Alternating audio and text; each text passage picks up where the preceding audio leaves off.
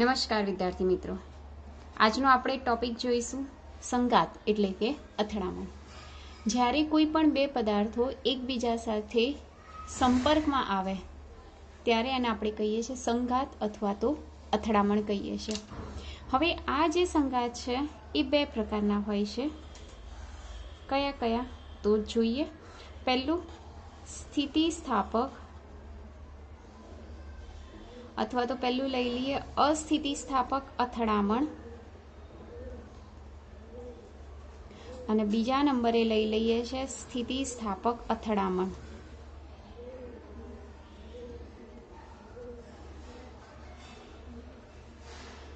બંનેમાં ફરક શું છે પહેલા તો બંનેની સામ્યતા જોઈ લઈએ। તો કોઈ પણ પ્રકારની અથડામણ થાય તો બંનેમાં રેખીય વેગમાનનું સંરક્ષણ તો થાય જ। રેખીય વેગમાનનું સંરક્ષણ થાય અને અહીંયા પણ રેખીય વેગમાનનું સંરક્ષણ થાય।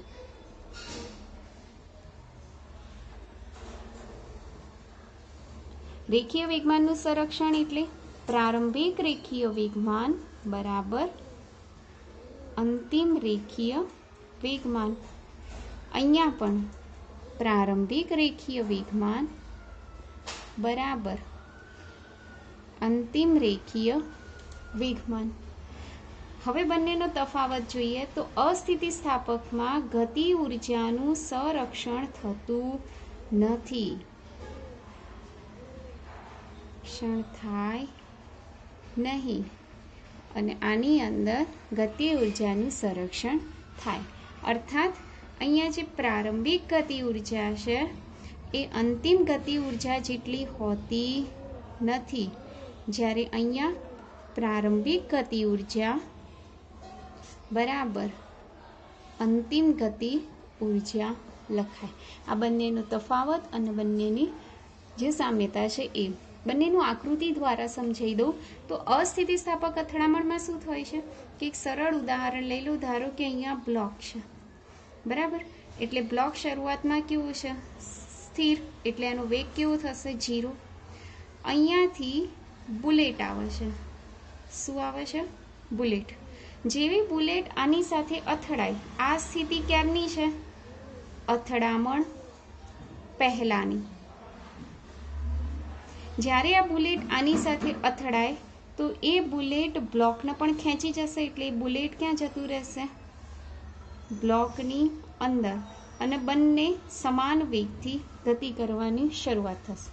आने कहेवाय छे अस्थितिस्थापक અથડામણ। ज्यारे स्थितिस्थापक અથડામણमां शुं थाय छे दाखला तरीके आ m1 दळनो पदार्थ अने आ m2 दळनो पदार्थ आ v जेटला वेगथी गति करे छे ज्यारे आ केवुं छे स्थिर एटले एनो वेग केवुं 0। ज्यां आ स्थिति कई અથડામણ पहेलानी। परंतु ज्यारे અથડામણ थाय छे आ बंने पदार्थों एकबीजा साथे અથડાય एटले बंने एकबीजा साथे ચોંટી जता नहीं परंतु अलग अलग दिशा में शुं करवा लागी जाय छे गति। एटले आ m1 अने आ m2 बराबर। आ અથડામણ पछीनी ख्याल आई गयो। आनो वेग आपणे लई लईए v1 डैश अने आनो वेग लई लईए आपणे v2 डैश। એટલે કે આવનારું વેગ કેટલો છે v એના કેટલા ભાગ પડી ગયા બે એક v1 ડેશ અને એક v2 ડેશ। તો આ વાત કરી અસ્થિતિસ્થાપક અથડામણ અને આ વાત કરી સ્થિતિસ્થાપક અથડામણ।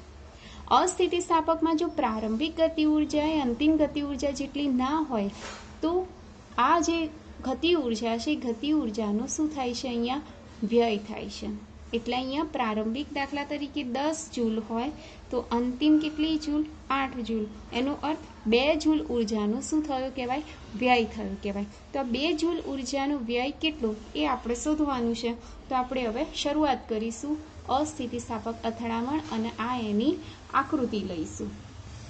तो जुओ अस्थितिस्थापक અથડામણ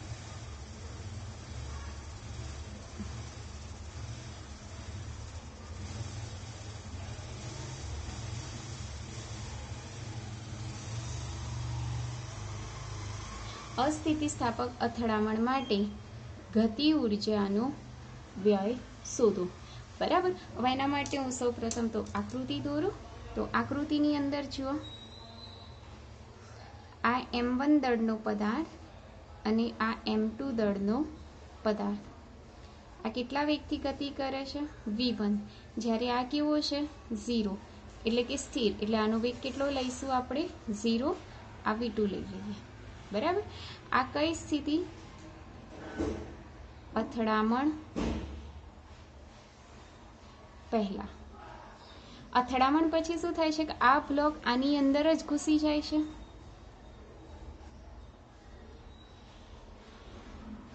આવી રીતે M1 અને M2 અને બંને સમાન વેગથી ગતિ કરવાનું શરૂ કરે છે, જેને આપણે કહી દઈએ છીએ v'.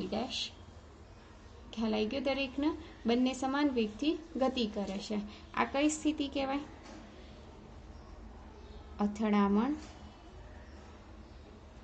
પછી. એટલે કે આ પ્રારંભિક સ્થિતિ, આ આપણી અંતિમ સ્થિતિ કહેવાય. હવે જુઓ આગળ, રેખીય વેગમાનના સંરક્ષણના નિયમ અનુસાર રેખીય વેગમાનના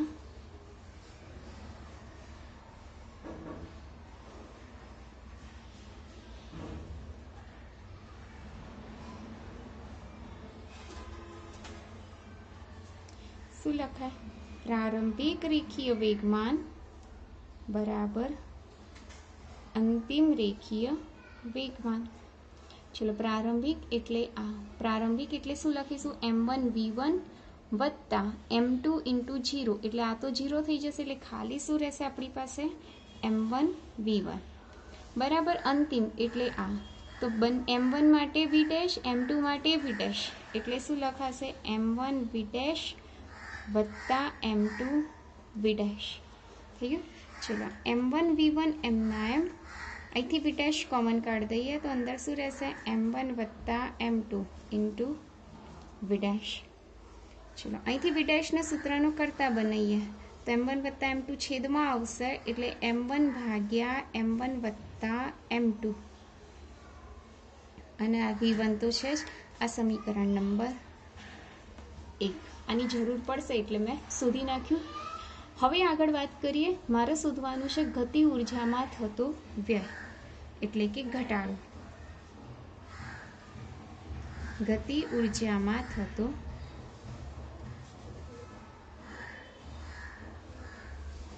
ઘટાડો. બરાબર. જેને આપણે કહીએ છીએ ડેલ્ટા કે. ડેલ્ટા કે એટલે અંતિમ ગતિ ઉર્જા માઇનસ પ્રારંભિક ગતિ ઉર્જા.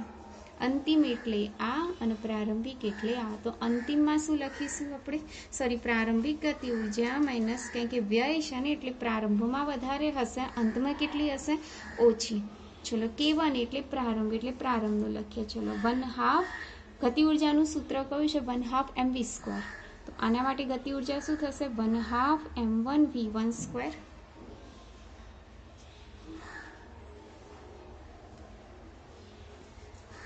ચલો, નવા પેજમાં જ લખું છું. જુઓ, ડેલ્ટા કે બરાબર. ચલો, આના માટે ગતિ ઉર્જા કેટલી થશે? 1/2 m1 v1² અને આના માટેની ગતિ ઉર્જા 0. એટલે આ પ્રારંભિક ગતિ ઉર્જા K1 પૂરું માઇનસ અંતિમ ગતિ ઉર્જા. ચલો, અંતિમ ગતિ ઉર્જા માટે આ આકૃતિ લેવાની. ચલો, શું લખીશું? 1/2. બંનેનો વેગ સરખો જ છે એટલે કોમન કાઢી દઈએ. M1 વત્તા M2 ઇન્ટુ v'². બરાબર. ચલો, સાદું રૂપ આપી દઈએ. 1/2 m1 v1² માઇનસ 1/2 m1 વત્તા M2 અહીંયા v'². ખ્યાલ આવી ગયો? હવે જો v' છે એની કિંમત આપણે શોધી. અહીંયા સમીકરણ નંબર 1 એ કિંમત અહીં મૂકવાની. ધ્યાનથી જોજો. 1/2 m1 v1² માઇનસ 1/2 m1 વત્તા M2 v' ની જગ્યાએ કિંમત મૂકીએ. M1 ભાગ્યા M1 વત્તા M2, પણ અહીંયા સ્ક્વેર છે એટલે બંનેનો સ્ક્વેર થઈ જશે. થઈ ગયું? ખાલી આ v' ની જગ્યાએ આ કિંમત મૂકી. આ છે ને? चलो हवे अहींया सादुरूप आपी दीए 1/2 m1 v1 स्क्वेर माइनस 1/2 जो नीचे भी m1 वत्ता m2 ऊपर भी m1 वत्ता m2 पण नीचे स्क्वेर छे એટલે એક કેન્સલ પણ એક તો રહેશે જ એટલે ઉપર તો m1 નો સ્ક્વેર ભાગ્યા m1 વત્તા m2 અને આ v1 નો સ્ક્વેર m ના બરાબર। હવે આગળ જુઓ સાદુરૂપ આપીએ બંનેમાંથી કોમન કાઢી દઈએ બંનેમાં 1/2 કોમન નીકળી જશે પછી m1 કોમન નીકળી જશે v1 સ્ક્વેર કોમન નીકળી જશે અંદર અહીં કશું નહીં વધે એટલે શું વધશે 1 माइनस चलो m1 एमना एम अँ स्क्वेर है एक m1 निकलो एक तो रहशे अने छेद रहशे जोई लेजो फरीथी बराबर। चलो 1/2 m1 v1 स्क्वेर लसा लई ली m1 वत्ता m2 अँ आई जाए माइनस m1 अने भाग्या m1 वत्ता m2 એટલે આના અહીંયા ગુણી અને પછી બંનેની બાદબાકી કરી દીધી ખ્યાલ આવ્યો। ચલો અહીંયા હજી સાદું રૂપ આપી દઈએ આગળ m1 v1 સ્ક્વેર કૌંસમાં અહીંયા m1 અને m1 કેન્સલ શું વધ્યું ઉપર m2 નીચે શું વધ્યું m1 વત્તા m2 બરાબર। હવે હજી થોડુંક વધારે સાદું રૂપ આપી દઈએ 1/2 એમના એમ m1 m2 અહીંયા ગુણી કાઢીએ અને છેદમાં m1 વત્તા m2 ઇન્ટુ v1 નો સ્ક્વેર આ શું મળ્યું આપણને ગતિ ઉર્જામાં થતો ઘટાડો। તો આ વાત કરી આપણે અસ્થિતિસ્થાપક અથડામણ માટે ગતિ ઉર્જામાં થતો વ્યય। ત્યારબાદ આપણે જોઈશું સ્થિતિસ્થાપક અથડામણ બરાબર। એટલે આપણો જે નવો ટોપિક રહેશે એટલે કે આની અંદર જ સ્થિતિસ્થાપક અથડામણ। હવે જો સ્થિતિસ્થાપક અથડામણમાં મેં તમને અગાઉ જ આકૃતિમાં કહી દીધું હતું દાખલા તરીકે આ m1 દળનો પદાર્થ જેનો વેગ કેટલો છે v1 આ m2 દળનો પદાર્થ જેનો વેગ કેટલો છે 0 આ અથડામણ પહેલાની સ્થિતિ। ત્યારબાદ શું થાય છે કે આ બંને જેવા અથડાય છે એક આ બાજુ જાય છે જેને આપણે m1 કીધું જેનો વેગ કહીશું આપણે v1 ડેશ અને બીજો આ બાજુમાં જશે જેને આપણે કહીશું m2 અને એનો વેગ લઈશું આપણે v2 ડેશ આ અથડામણ પછીની સ્થિતિ થશે ખ્યાલ આવી ગયો। હવે જુઓ ખાસ ધ્યાનથી હવે એનું આપણે રેખીય વેગમાન સંરક્ષણનો નિયમનો ઉપયોગ કરશું। સ્ટેપ્સ બહુ ધ્યાનથી જોજો। રેખીય વેગમાનના સંરક્ષણના નિયમાનુસાર બરાબર। ચલો શું લખીશું આના માટે m1 v1 વત્તા આનું 0 થઈ જશે બરાબર આના માટે m1 v1 ડેશ વત્તા m2 v2 ડેશ બરાબર આટલે સુધી થઈ ગયું। આના ઉપરથી આપણે એમ લખી શકીએ આ બાજુમાં આવી જાય તો m1 v1 minus m2 v1 dash બરાબર m2 v2 ડેશ થઈ ગયું। v1 સોરી આ m1 છે એટલે m1 કોમન કાઢશો એટલે અંદર શું રહેશે v1 માઇનસ v1 ડેશ બરાબર m2 v2 ડેશ આને કહી દઈએ સમીકરણ નંબર 1। चलो रेखीय विज्ञान पूरु। हवे गति ऊर्जाना संरक्षणना नियमानुसार चलो गति ऊर्जानु आना माटे लखीए शुं लखाशे 1/2 m1 v1 स्क्वेर आना माटे शुं थई जशे 0। चलो आना माटे लखीए तो 1/2 m1 v1 dash no square वत्ता 1/2 m2 v2 dash no square ख्याल आई गयो એટલે સુધી હવે આનું કે જરૂર નહીં અત્યારે આનું મૂકી દઈએ। હવે જો આગળ સ્ટેપ્સ આપણે સાદુરૂપ આપીએ બધામાંથી 1/2 કેન્સલ શું વધશે m1 v1 સ્ક્વેર બરાબર અહીંયા m1 v1 ડેશનો સ્ક્વેર વત્તા m2 v2 ડેશનો square. m1 v1 dash square અહીંયા આવો એટલે m1 બહાર કાઢી દઈએ. અંદર શું રહેશે? v1 square minus v1 ડેશનો square બરાબર m2 v2 ડેશનો સ્ક્વેર. આ E square minus B square જેવું સૂત્ર છે એટલે માઇનસ બી એ વત્તા બી જેવું સૂત્ર થાય એટલે m1 એમના એમ આની જગ્યાએ લખી કાઢીએ v1 માઇનસ v1 ડેશ બીજા કૌંસમાં v1 વત્તા v1 ડેશ બરાબર m2 v2 ડેશનો સ્ક્વેર. આ સમીકરણ નંબર 2. આપણે સમીકરણ 2 અને 1 નો ગુણોત્તર લઈશું એટલે કે ભાગાકાર. સમીકરણ 2 ભાગ્યા સમીકરણ 1. ચલો ભાગાકાર કરો તો અહીંયા m1 અને m1 કેન્સલ, પછી v1 minus v1 dash v1 minus v1 dash cancel એટલે અહીંયા શું વધ્યું? v1 વત્તા v1 ડેશ. ચલો અહીંયા m2 ને m2 cancel, v2 dash cancel એટલે શું મળ્યું? v2 dash. આ સમીકરણ નંબર 3. આ સમીકરણ નંબર 3 ની કિંમત સમીકરણ નંબર આને આપણે કહી દઈએ a બરાબર a માં મૂકતા એટલે અહીં લખું છું સમીકરણ 3 ની કિંમત સમીકરણ a માં મૂકતા. ચલો મૂકીએ. એ આપણું ક્યાં ગયું? આ રહ્યું. ધ્યાનથી જોજો. m1 v1 minus m1 v1 dash બરાબર m2 આજે v2 ડેશ છે એની જગ્યાએ આપણે લખીશું v1 વત્તા v1 ડેશ.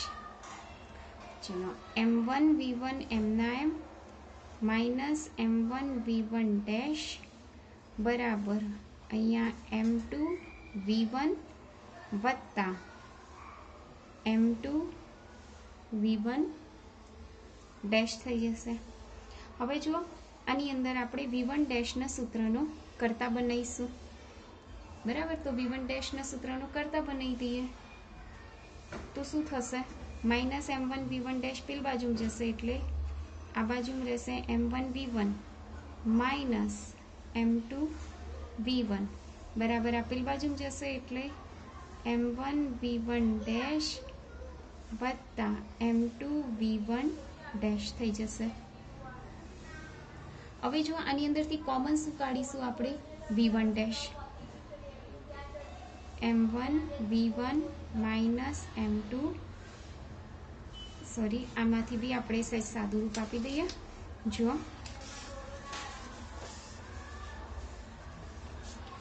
v1 કોમન કાઢી દઈએ. અંદર શું રહેશે? m1 માઇનસ m2 બાર v1. અહીંથી કોમન કાઢી દઈએ v1 ડેશ. અંદર શું રહેશે? m1 વત્તા m2. અંદર શું રહેશે? v1 dash.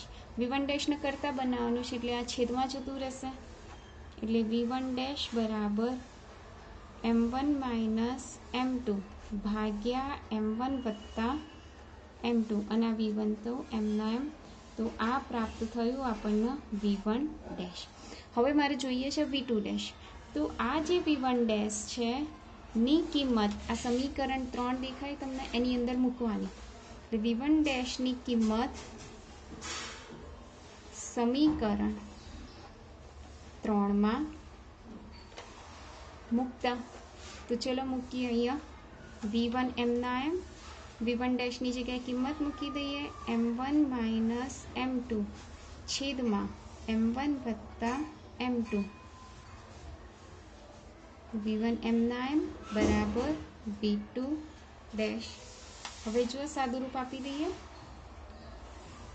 v1 કોમન કાઢી દઈએ. અંદર શું રહેશે? અહીં કશું ના વધે તો 1 વત્તા અહીંયા m1 માઇનસ m2 છેદમાં m1 વત્તા m2 થઈ ગયું બરાબર v2 ડેશ.